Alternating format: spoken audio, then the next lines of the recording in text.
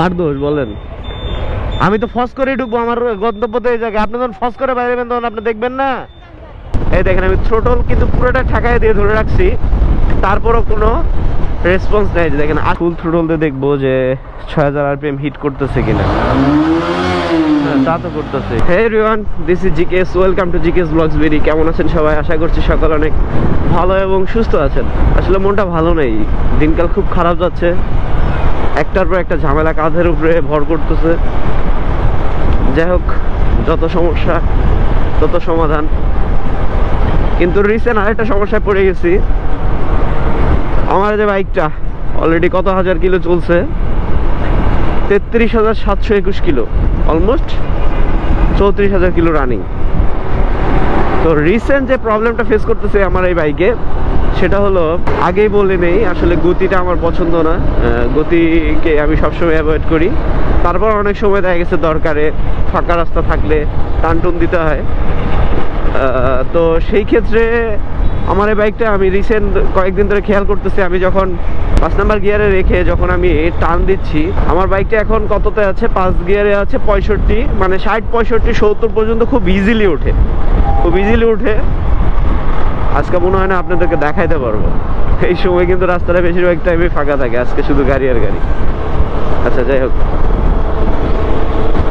Maybe এখন একটু সুযোগ পাবো। যাই হোক, তো দেখেন এই যে 50, 60, 70 পর্যন্ত খুব ইজিলি ওঠে। যখনই আমি টান দিতে যাই, এর চেয়ে বেশি জোরে যখন যাবো, দেখেন এই যে 80-র উপরে যাওয়ার পর, এই দেখেন আমি থ্রোটল কিন্তু পুরোটা ঠাকায় দিয়ে ধরে রাখছি, তারপরও কোনো রেসপন্স নেই। দেখেন 80, 81, 82 এর উপরে ওঠে না। দেখেন পুরো থ্রোটল, আর কোনো জায়গা নেই। বাট এখানে 80, 82-র উপরে আমার উঠতেছে না, মানে 6000 RPM হিট করতেছেই না। তো এই অবস্থায় 50, 60, 70 পর্যন্ত খুব ইজিলি ওঠে। 80-তে যাওয়ার পর আর আমার বাইক উঠতেছে না। এখন জানি না কিসের আলামত এটা।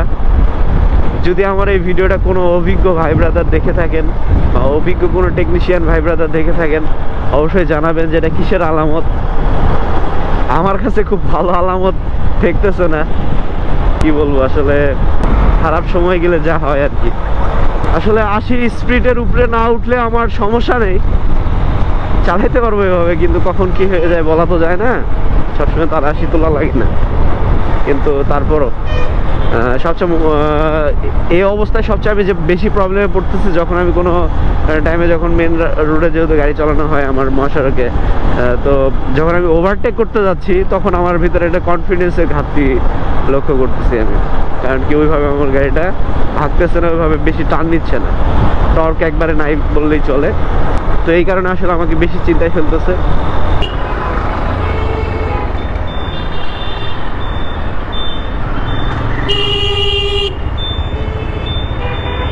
কার দোষ বলেন? আমি তো ফস করে ঢুকবো আমার গন্তব্য তো এই জায়গায়। আপনি যখন ফস করে বাইরে বেরোবেন তখন আপনি দেখবেন না। আপনি তো সোজা যাবেন, কিন্তু আপনি তো বুঝতে হবে এই জায়গাটা আমি ঢুকতেছি। এটা তো ওই মাথা দিয়ে আমি ঢুকতে পারবো না, অবশ্যই বাম সাইড দিয়ে আমার ঢুকতে হবে। যখন আপনি টান দিচ্ছেন তখন আপনার ডান সাইডটা দেখা উচিত ছিল। আপনার ডানে দেখাটা উচিত ছিল আপনার। এটা কি একটা অবস্থা হয়ে যায় তার টইলেই। আপনি অবশ্যই ডানে দেখে গাড়িটা টান দিবেন, অবশ্যই সামনে না, ডানেও দেখতে হইব। বললাম না, সময় যে মানে খুব খারাপ যাচ্ছে। প্রবলেমটা হচ্ছে আমার, এটা বোঝার জন্য আমরা বাইকটাকে এরকম হাই স্ট্যান্ড করে দিলাম।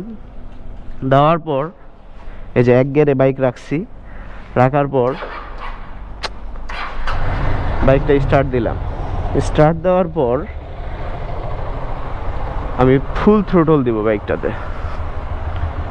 ফুল থ্রোটল দিয়ে দেখবো যে 6000 RPM হিট করতেছে কিনা। তা তো করতেছে, এত সুন্দরভাবে উঠতেছে। আচ্ছা, আরো গিয়ার ফালায় নেই।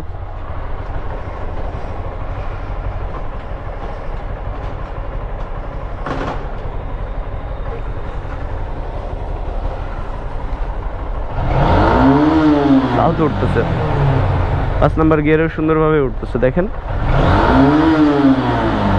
বুঝতেছি না আসলে কিসের সমস্যা। যাই হোক, এখন আসলে মেকানিক্স না দেখাইলে হবে না, নিজে নিজে অনেক ফেকিং করে ফেলছি। তো ভালো থাকবেন সবাই, ধন্যবাদ সবাইকে ভিডিওটা দেখার জন্য। ইউটিউব চ্যানেল থেকে দেখে থাকলে অবশ্যই আমাদের চ্যানেলটি সাবস্ক্রাইব করে দিবেন, আর ফেসবুক থেকে দেখে থাকলে অবশ্যই ফেসবুক পেজটি ফলো করে দিবেন। ধন্যবাদ, দেখা হচ্ছে সামনের ভিডিওতে, সেই পর্যন্ত বাই বাই।